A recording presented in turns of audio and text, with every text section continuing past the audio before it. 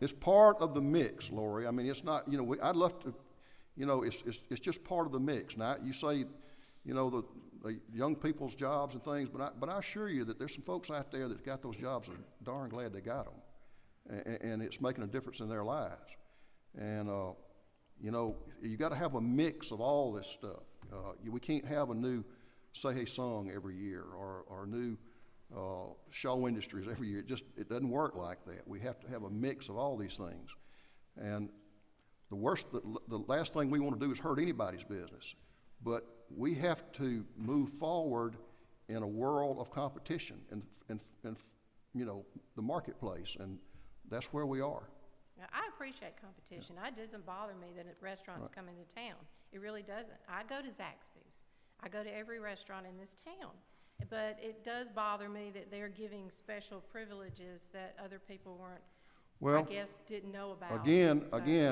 Let me respond to that if I may. I can't answer for some other administration. I can't answer for something that happened in Andalusia 30 years ago or 50 years ago. And we certainly don't want to restrict ourselves and put ourselves in a straitjacket as far as how we move forward into the future and say, well, you didn't do this for so-and-so that came here 50 years ago, so you can't do it for this new business you're talking about today. We live in an ever-changing world, and we are in a huge competitive market with other cities trying to bring retail to our community. And that's really the key to it. We're competing with other cities, and in the long run, while it may dent your business here for a few weeks, I think in the long run it will help, because I think in the long run you'll see more people stopping and slowing down. That's our aim, is finally to get people to stop in Andalusia and spend some time with us, and not only eat in our restaurants and buy gas at our convenience stores, but to do other things in Andalusia. So that's kind of the big plan. This was their only incentive? It didn't have anything to do with their business license? No, absolutely not. Okay. They paid a license fee. They paid a building permit. They did all those things. They paid just like everybody else does. In fact, it's against the law for anybody to be given a break on their business license or their building permits. Okay? Thank you. Thank you. Okay, Casey Jones.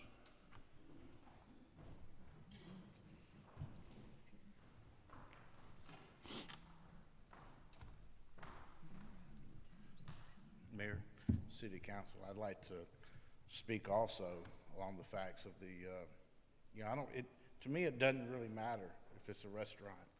It's a small business. It affects all small businesses when we see what appears to be favoritism. The 2% sales tax most likely is going to affect the city. My estimate, somewhere around $24,000 a week in business, or let's say they do $100,000 a month, $36,000 a month in sales tax revenue that will be lost. Not only that, but did we not do something on the build out of the site? Also, I've had 2 restaurants in Andalusia. I've never once asked for Andalusia to do anything for me. It's just the way I do business. To the best of my knowledge, this type of business, because I'm in this business also, maybe employs 6, 7 full-time employees. The rest are going to be part-timers ranging of the age of 16 to 28 that are trying to get a job through school, maybe continue into LBW, and then when they get out, move on. I don't see where the amendment was designed for businesses like this. I employ 31 people. When I opened, I employed 42. So, just like everybody else, we've cut back. You always do that. You always overemploy at the beginning. And again, I never asked for anything from the city except for a recycle trailer, which I still don't have. Didn't have one at my other business. Still don't have one at this one. This along comes on the heels of a 1.5% increase in sales tax to the public. It appears, and I'm just telling you what it appears, to compensate the sales tax relief we were given, we had to make up for it by raising sales tax to the public. Now, I'm a smart individual. I know that's not what it was designed to do. I'm just telling you what it appears. This has nothing to do with Zaxby's. 30 seconds. I don't care about that. This is everything to do with small business merchants in Andalusia. How it appears that if you're already here or you're a local, you don't get the same breaks as if you're an outsider wanting to come in. 10 seconds. And that's what it appears to me. Okay, Casey, can I ask you one question? Well, two. Basically, I think your math is wrong. If they do $1 million a year in sales, this sales tax will amount to $20,000. A month for the No, year? a year. A year. That's right. I was looking at 36,000 a year. I misspoke. My figure was 36,000 a year because they're going to do more than $1 million. Well, I'm just wanting to point that out. It's not a month. Yeah. All right. No, Now, that's correct. I secondly- misspoke on the calendar. yep. Yearly savings. Secondly, you say you've never asked for anything from the city. Didn't you receive a grant to put a front on your restaurant that was down on East 3 Knott Street?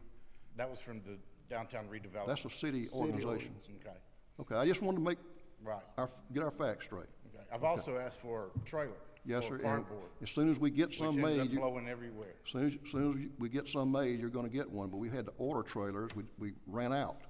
And the ones we have are old and we're having to rebuild some of them, but we will get you a trailer, but we just don't have one right now. Okay. Again, to me, the amendment was designed to bring in full-time employment, larger full-time employment than what my business and what a restaurant would entail. Okay, Thank you for your time. thank you. Kathy Brown?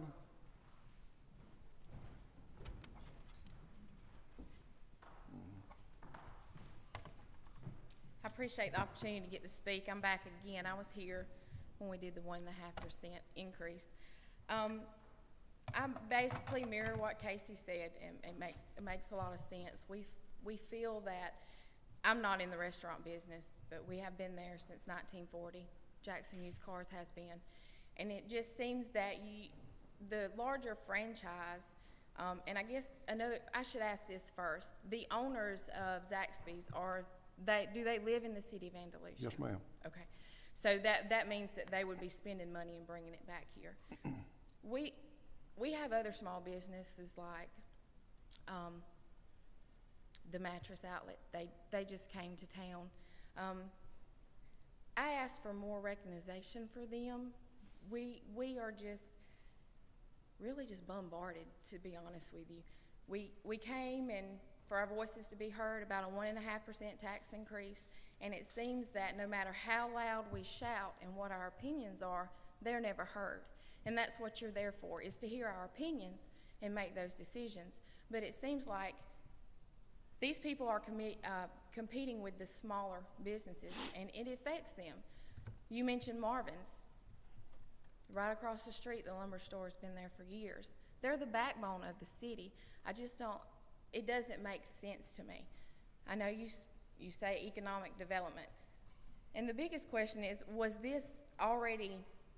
did you tell Zaxby's that the tax break would be given for them to come here? So it was already a decision made? Or was this something you discussed later? No, the decision was made or else they wouldn't have come here. Okay. The law requires us to report this, so it's known about. It's not put up for sort of like a vote or that. It's just the law requires us to report this to the public, and that's what this is all about. Right, and the part of that's hard to understand about that is they've been here for 4 months, is that correct?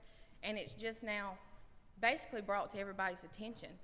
I had no clue of it. I promise, it's almost like it's kept in City Hall. It's a hush-hush situation. It was throughout that we were gonna get a 1.5% tax increase. The small business owners stomach that. Now in turn, it feels like we're making up and compensating for what you promised to give back to Zaxby's. That's what it feels like. I'm not Well, saying I- that's your intentions, I but that's the way promise- we look at it. I can promise you that's not the case, I assure you of that. Well, I just ask that you give more consideration to the hometown businesses that has been here for years, because it seems to be they have been forgotten.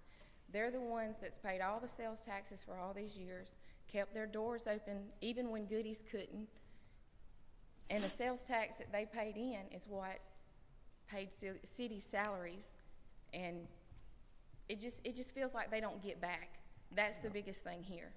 Thank you. Okay, let's see, Alan Cotton?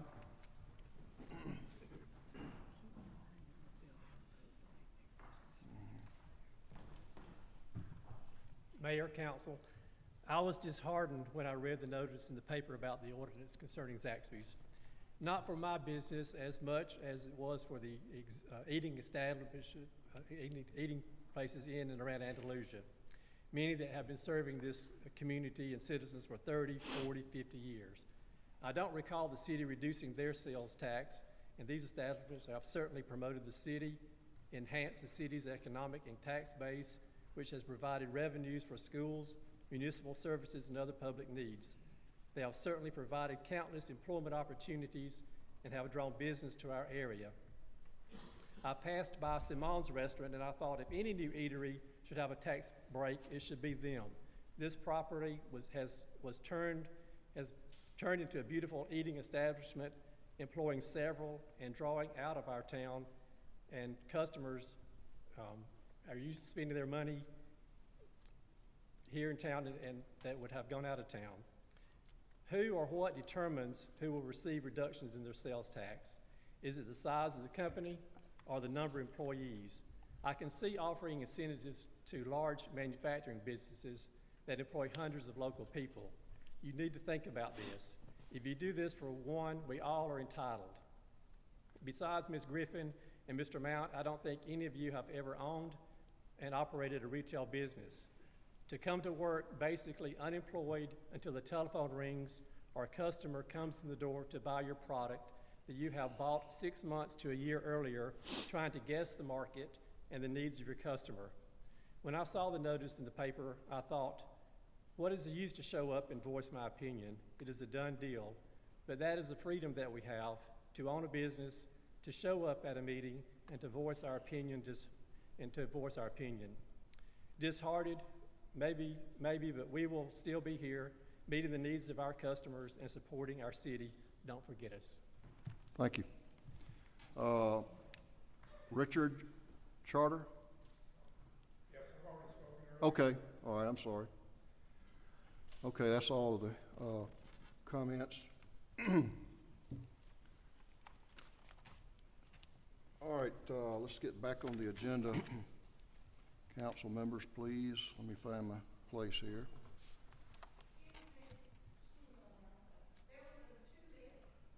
Oh, I'm sorry, did I overlook you? Yeah, I'm looking. Come on and speak. I see you, Pat, I'm sorry. Yeah, here it is, Pat Strink, I'm sorry. I don't know. I had a mark there, I don't know why I went by. Yeah, come right on up. Mr. Mayor and Council, thank you so much for having us here and listening. I never dreamed I would be back here in a couple of months. I did speak against the tax increase. And I told you then, I didn't think you had been very good stewards with our money. And you have told us that Zaxby came, they looked, they did statistical work, they found they were going to have to make an investment. Most companies, most businesses venture into a community, do these things. And they make a decision, if we're going to make an investment, is this the right location? Do we have enough statistical data to make it work for us? Is our product going to be accepted by the community? And you said they did their research. I'd like to ask how many people here tonight knew about the constitutional amendment? Or how many on the council prior to being a council member knew about the constitutional amendment? I don't think most businesses who come do research on the Alabama state constitution and look at amendments to see what kind of break we're going to get if we venture into a community. They knew it was an overfilling station. They knew they were going to have to make a larger investment. When did we get away from the option of people and businesses coming to a community, securing a piece of property, erecting a building, inventorying it, setting up and selling and doing customer service, and making people want to come back, knowing that when you went there and you bought something, if it was not good or something happened to it, they're going to see about me. They know me by my name. And there have been other businesses. When did we get to the point that a business comes, and I'm for progress, I'm for having a new business, that everybody now that comes, we put out our hand and we say, give me, or I'm not coming. Do for me, or I won't be there. 30 seconds. These people who are here and have been through the lean years of Andalusia have asked for nothing except to build this community and to help make you, some of you sitting on this council, who you are today. It wasn't a big franchise. But if they're 10 coming, seconds. we need to make sure they understand. If they're going to invest, we're not just always here to say, well, I know it's there. Give me, Time. and I'll come. Thanks. Thank you. Thanks, Pat. Okay, members of the council, the resolution 2013-30 is before you for action. Mayor, I make a motion that 2013-29 sales tax rebate for Back Home Brothers LLC be brought before the council. All right, we have a motion by Mr. Mount. Do we have a second? I second.